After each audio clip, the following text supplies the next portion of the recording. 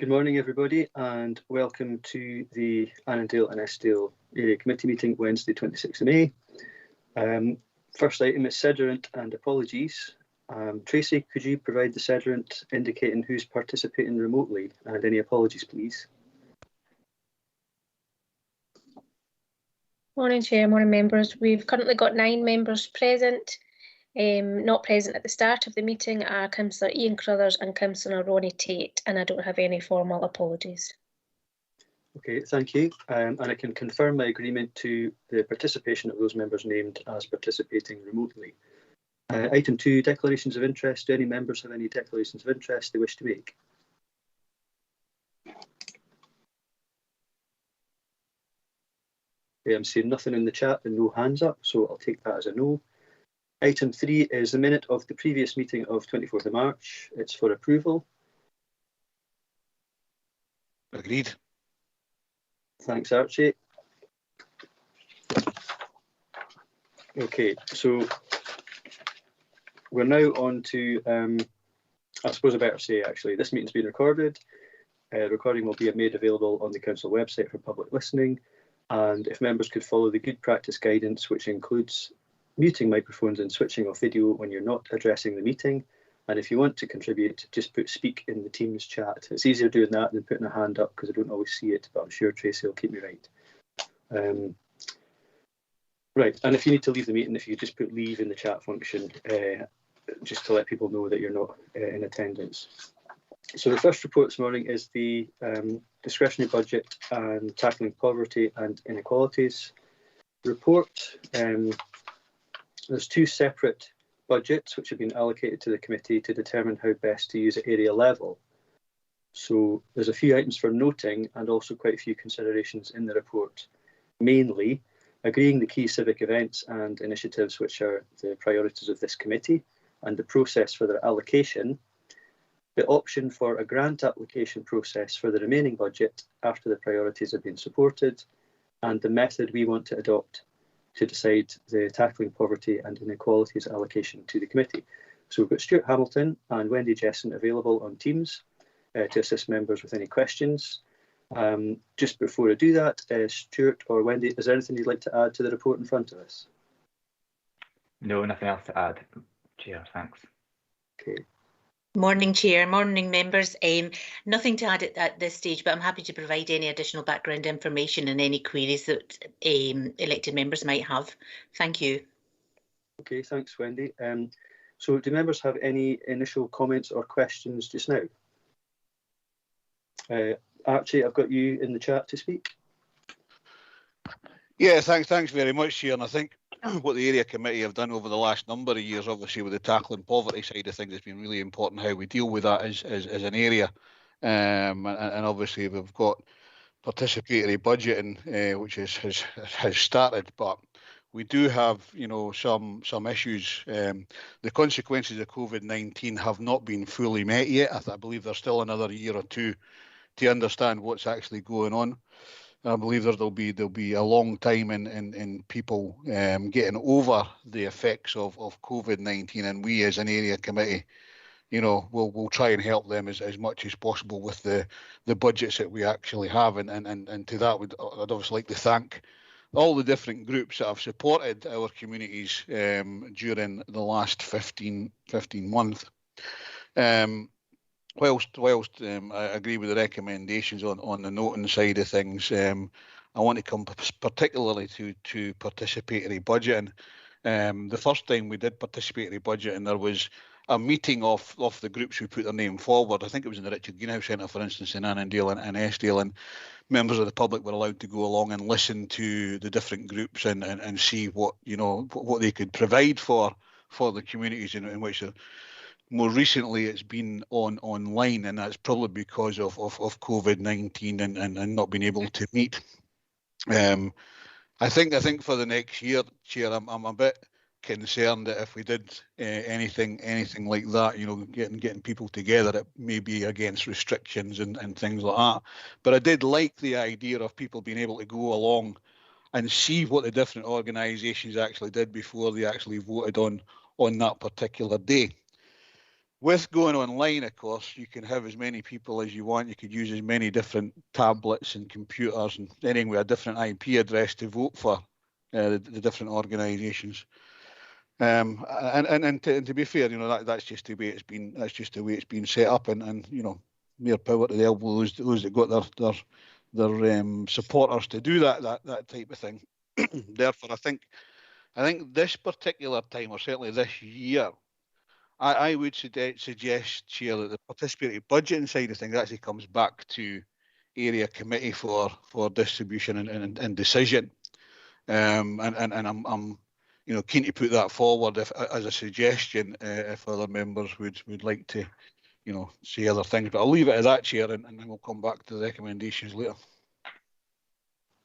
Okay, I don't know if the officers want to add anything just in terms of observations about obviously the difference between online and offline sort of presentation of applications, if you like, so members of the public can see. I'll note what Archie's saying there, but I think what we'll do is we can go through the recommendations one by one, so we'll get to that at the appropriate stage. But I've got Adam to speak next. Thanks, Stephen. I think what Archie's saying is that the committee should go with the sort of in 2.1 the grant application process, and I would completely support that. I'm not as keen on participatory budgeting as Archie is, but certainly I think that this year, given the nature of COVID and the impact it's having on our communities and the important work that's been done by a number of organisations across Annandale and Eskdale and indeed the wider region, I would support that the sort of grant application process through area committee. Okay, thanks, Adam. And sorry, my apologies. I did actually suggest the officers come in and speak there, but Wendy, did you want to come back in? Great, thank you, Chair. Thank you.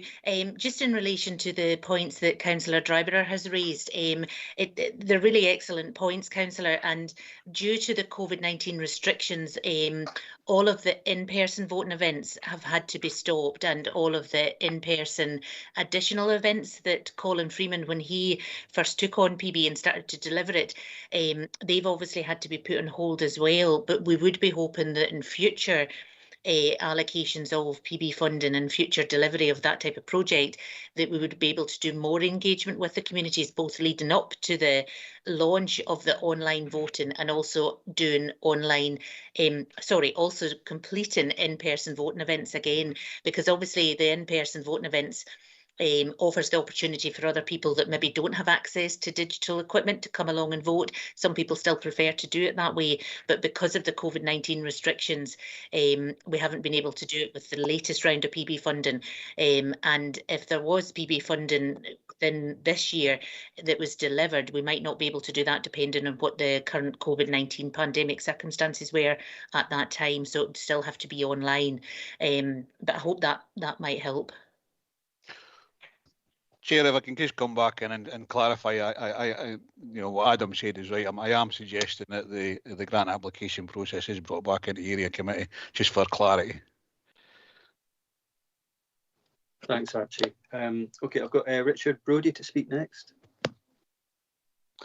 Thanks, Chair. I would agree that we take it back into house for the application process this year.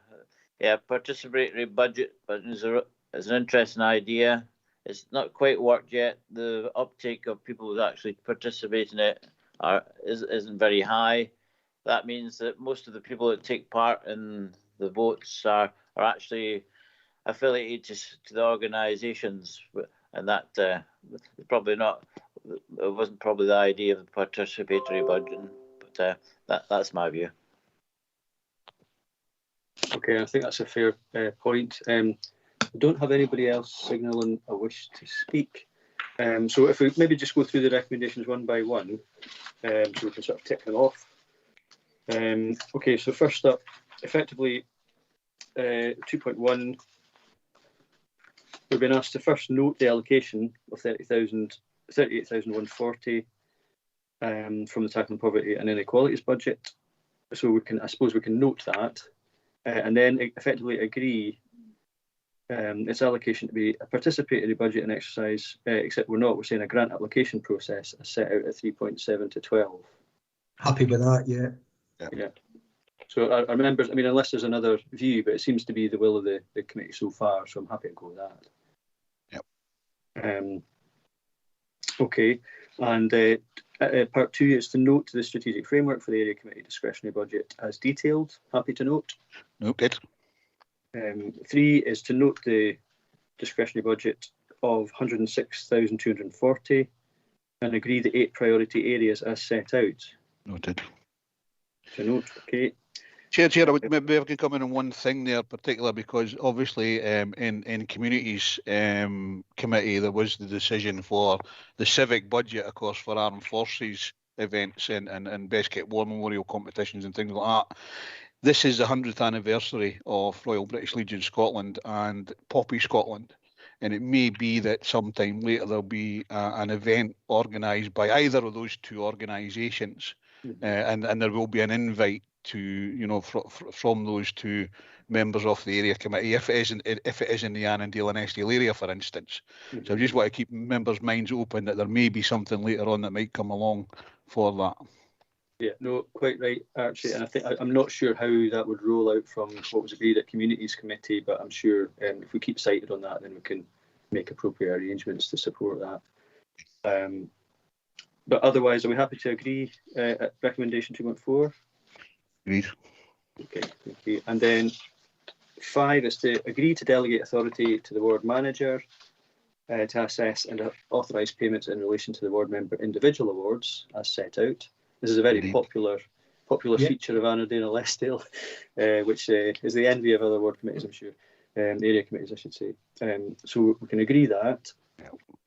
And then at 6, this is where we can agree the grant application process. So at 3.22 and 3.24, are we happy to agree a process as set out? Agreed. Okay, and then subject to that decision, obviously we've made that decision at 2.1, and the grant application process has been agreed. Further agree the arrangements as set out at 3.25. Agreed. I don't know if Stuart, you want to add anything on that, because I know we did have a few words about it prior. Yeah, no, that's totally fine. So members, obviously at the seminar for discretionary budget, expressed the desire to have the remaining budget for discretionary budget allocated to £1,000 and under. Albeit in previous years you may have chosen to open up for application, but there was the desire by members at the seminar to have a small grant process and open it up immediately thereafter.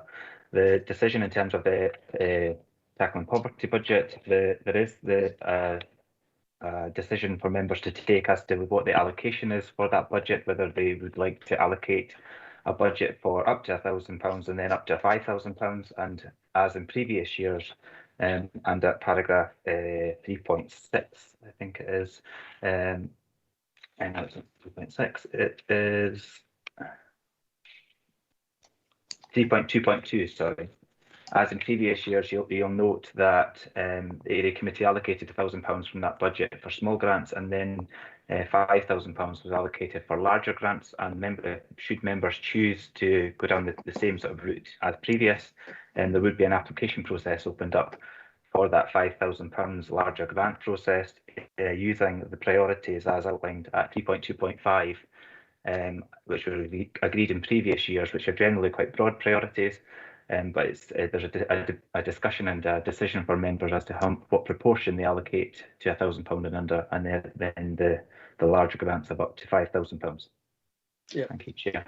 No, thanks, Stuart. And I think Wendy, if you want to come in, please, as well, because I saw you in the chat there. Great, thank you, Chair. Yeah, just to echo what my colleague Stuart has said, just to let members know, in previous years, including last year, the priorities, criteria and eligibility of the Annandale and Eskdale area committees included funding of small grants for £1,000 for £5,000 of the allocated budget, and then there was medium grant awards for up to £7,500 and large grant awards up to £10,000. So that's expanded slightly on what's included at 3.25. So I just wondered if members wanted to consider above the limit of 5,000, or if they were happy to go for that for each of the grants that would apply into the fund. So I'm happy to answer any queries in relation to that, if that's okay. Yeah, no, absolutely. And I think given what we've got to play with, as it were, it might be more suitable just having it up to 5,000. But we've got members wanting to speak, so Adam first. I think certainly I would be quite happy with those limits of 1,000 and 5,000 remaining in place, and quite happy with the sort of allocation of 5,000 for grants under £1,000. I think as well, if we're going to move to open these quite soon, then obviously if we find that actually we've got a lot more smaller grants than what we anticipated, we can obviously change the budget and the criteria further throughout the year. So I think if we sort of open these with those limits, if there isn't applications that meet the level of funding we've got, then we can change as necessary through the year. Yeah, no, fair point. And Archie, you're next in the chat. Yeah, just what I was going to say to you. It's certainly things we've been done in the past is we put a limit on the less than £1,000, and we're happy with the £5,000 and the rest of up to £5,000 remaining. And if we need to change later on in the year, then we can bring that back to committee. Yeah, no, I think it's fair enough, especially because we need to be able to flex and bend, as they say. And I think what we learned from last year was we did allocate quite a bit of money in terms of grants for £1,000, for example, which wasn't fully subscribed, even though there was quite a few, grants awarded.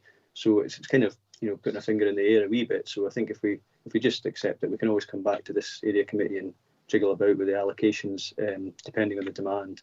Then I think that's fair enough. But I think what we're saying is the £5,000 for up to £1,000 applications, and then the remainder for up to £5,000 applications. Seems to be what members are happy with. I don't see anybody to the contrary. Yeah, agree. Yeah, so thank you, Sean. So with that then, we can agree then 2.7 effectively. Okay then, thank you. So the next item is for the disposal of multi-use games area and surrounding land, Glasgow Road, Lockerbie. It says in my notes here, our final report, it's like our second report, but anyway, but thanks, Stuart. We've got Andrew Maxwell here on Teams. Good morning, sir. Morning, Chair. Good morning. Nice to see you again. I think you're becoming a regular here. Yeah. So before I open up to members' comments, has there been a value determined for the asset, and what kind of feedback have we had already in terms of the initial consultation? At the moment, I haven't put a valuation on the site, because what I've done is I've submitted a pre-planning application so I can get feedback from roads because of where its location is. I'm unsure if we would be able to get an access coming off of that site because of its location, because it's on the corner. So I'm seeking advice from roads if we could get an access off of that site, because obviously if we can't get an access off of it, then that would affect its value. So that's what I'm waiting at the moment. So I've submitted that pre-plan application inquiry, and I'd wait advice back from roads for that. Okay, thank you. And in terms of the sort of initial consultation, what sort of feedback?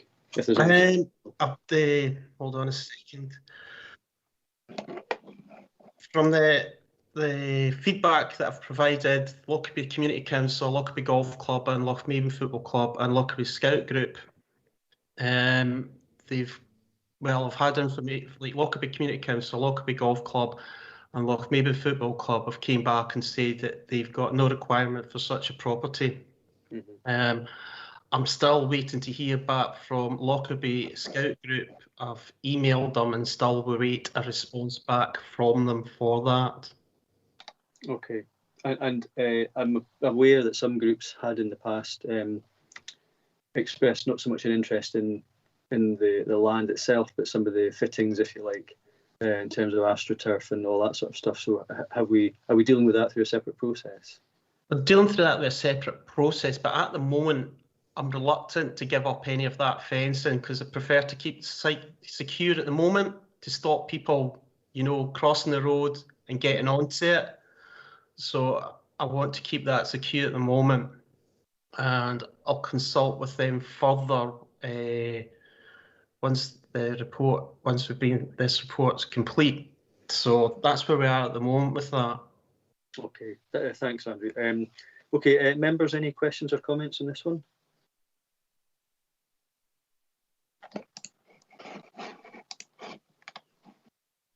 Adam, is that you in again? Yeah, it's just and Andrew's kind of half answered my question, but it's just obviously if you know, as you've said, if there is a difficulty with access, then it's not going to be very valuable. So what would the intention still be, to put it on the market, or what would be the course of action? We'd still put it on the market, because, you know, you've got a business on the left-hand side and you've got a house on the right-hand side, so potentially there could be interest from either two of those parties.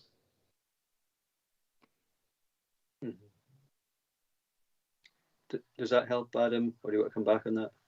No, that's fine. Okay. Okay, I mean, I'm not saying anything else in terms of, oh no, here we go. Councillor McClelland. Yeah, thank you, Chair. Andrew, are we considering doing any work at all to the site in terms of disinvestment before we put it up for sale? What's the actual arrangements around that? I heard you mention fencing, etc., but is there an expectation on our part within the council to actually undertake works before any disinvestment work? Sorry, before we sell. There's no budget for that, so we just sell it as it is. Okay, thank you, Dan. Thank you. And Sean? I would just want to ask Andrew, so if we did get permission for an access in there, what potential opportunities would that allow? Would that allow for it to be developed, say, for housing, as opposed to, you know, some of the limited uses of it at the moment? It could be used for housing or potentially industrial use. I would need to check to see what it says in the local development plan for that. Is that helpful, Sean? Yeah, I'm just thinking at the moment it's very limited to what interest there would be in that. It really just sounds as though it'd probably either be community groups if it was a community asset transfer, or if it was to go in the open market, it's probably restricted to the people that have access onto the road, the neighbours on either side of it. So it might be. Are you saying that we're going to wait until we get guidance back on whether or not there's the potential to have an opening onto the road? Yeah, I'm looking for advice from the roads just to see if we can get an access onto the actual Lockerbie Road. The Glasgow Road itself. That's fine, Andrew. Thanks. Okay, so just to further clarify, because obviously if you're putting anything into planning to sort of, you know, enable any potential sale, I'm trying to remember. I can't remember if it's a sort of, it would be white land site or a mixed use site, or, you know, whatever the use class might be for that. But obviously that would be dependent on what comes back from roads in terms of what you're then able to do. So, I mean, whatever we decide today, can we sort of maybe get a wee action point to sort of update the members of the area committee just in terms of how that progresses? Yeah, that's fine. Thank you. The only other comment I would have, sorry, Archie, I see you come in there. Yeah, thanks, Chair. I mean, you sort of asked the question I was going to ask about future use and things like that. But I mean, this hasn't been used for 4 years, and it's probably because of the state of it rather than anything else. It is a process that we're going through, and we're part of that process. So when the decision will have to go to FPT, I think it is for this now, isn't it? Or full count. So just coming back to what the chair has said about, you know, future use, and if there is an access from the road, that would probably increase the value of that particular land, particularly if there's, you know, it can be mixed use or even housing use. There has been no sort of interest from community groups but there will be, I would imagine, interest from businesses or land, the developers for houses. So if there is that particular opening onto the area, I could see an increasing value of that asset. Have you got any sort of indications of what that might be? It's difficult to say. The site extends to 1.85 acres. Obviously, you've got the site with the mugger on it, and it's quite a hilly, steep part in some areas. So depending on that and the amount of watts that you need to carry out, landscaping, etc., what's involved with it, a rough estimate, it could be 90,000, but it's just a rough estimate at the moment because of the topography of the site and the extra watts that would be involved with it if you wanted to, put more than one house on, possibly 2 or 3. But again, it depends on the extra watts that are involved to landscape it and level it as well. There's plenty of houses on hills in Lockerbie, if you look at broom houses, so that's fine. Thanks, Andrew. Thank you. No, I mean, I know from history, I think the school had looked at getting a path down to the mugger, but I think because of the topography, the path would have had to zigzag quite a lot just to keep to a safe gradient, if you like, for accessibility. But okay, the only other thing I would add on that point is obviously we're sort of well, first of all, if we note that the mugger is a surplus to requirements, if members are happy to do that. Noted. Thank you. And then note the community groups and community councils groups listed have been consulted. Noted. Thank you. As for 3, as luck might have it, just within the last 24 hours, I got contacted by the Johnson Bridge Community Centre Trust with quite a specific request, not for community use of the land, but they did ask about the lighting. So obviously there's a kind of peculiarity because there's street lighting kind of bang in the middle of the plot, I think. So they'd ask a question about that, but could contact be made? I did recommend that they contact you, Andrew, anyway, directly. So if that conversation can be had, because it may or may not be feasible or possible or even appropriate, but even just to help clarify their questions. But that was the only other interest I'd had in the last 24 hours. Yeah. So is that something that you'd be able to take away? Yeah, I can do that. That's fine. That's great. And thank you. Otherwise, if members are happy with that, are we happy to agree the recommendations? Agreed. Thank you very much. That concludes today's business. So the next scheduled meeting's the 29th of September, but I think we're likely or expecting an additional area committee towards the end of June, because there's potentially a community asset transfer request. But once that's confirmed, obviously members will get details, but it's just so you can sort of pencil something in the diary just in case. I think it's just been a timing issue. I don't know if, Stuart, if you want to add anything to that in terms of if anything's changed in the meantime. Thank you, Chair. Nothing particularly to add, just that to confirm that we are diarising the area committee, and we're just looking at members' diaries, the central diary at the moment, but it was the last week in June, and it's to consider the community asset transfer request from Annandale Centre for the former library site in Annan. And there's particular sort of timing issues around about their community asset transfer request, and some delays have been experienced as a result of the COVID pandemic throughout the last year, and there's a very keen eagerness to get that progressed by the community organisation, so we're keen to try and enable that before the summer recess. Thank you. Thanks, Stuart. I don't know if local members want to comment on that or ask any questions while Stuart's here, or if we're just happy to... Can I just advise, Chair, that obviously the last week in June is the Armed Forces Week, just for members' advertisement. At the end of the day, there'll be a lot of things going on virtually this year, and that's the same time as the area committee may be asked to attend. So it may be a last minute thing that I might be called away for something, but just in case. Okay, thanks for the heads up, Archie. But we'll try and fit it in as best as possible to suit as many people as possible. So. With that then, thank you for your time and input today, and have a safe onward journey, and thanks for all your support. Bye for now. Thanks, Stuart.